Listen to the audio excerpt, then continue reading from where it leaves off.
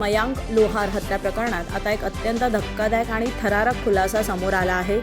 बोरिवली पोलिसांनी बेड्या ठोकलेला आरोपी रोशन सुवर्णा हा गेल्या 2 महिन्यांपासून आपल्या बॅगेत धारदार चाकू घेऊनच लोकलने प्रवास करत होता, अशी धक्कादायक माहिती पोलीस चौकशी समोर आली आहे।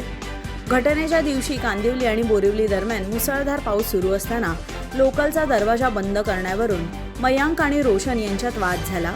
हा वाद इतका टोकाला गेला की काही प्रवाशांनी रोशनला मारहाण केली। याच मारहाणीचा राग मनात धरून संतापाच्या भरात रोशनने थेट आपल्या बॅगेतून चाकू काढला आणि मयांकवर सपासप वार केले। या हल्ल्यात मयांकचा जागीच मृत्यू झाला।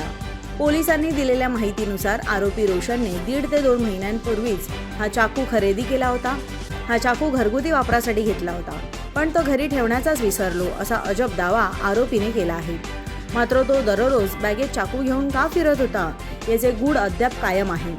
न्यायालयाने आरोपी रोशन सुवर्णा याला 30 तारखेपर्यंत पोलीस कोठडी सुनावली असून या हत्येमागचे अनेक धागेदोरे समोर येण्याची शक्यता आहे। मात्र किरकोळ वादातून थेट चाकू काढून हत्या करणाऱ्या अशा गुन्हेगारांमुळे मुंबई लोकलमधील प्रवाशांच्या सुरक्षेचा प्रश्न आता अधिकच गंभीर बनला आहे।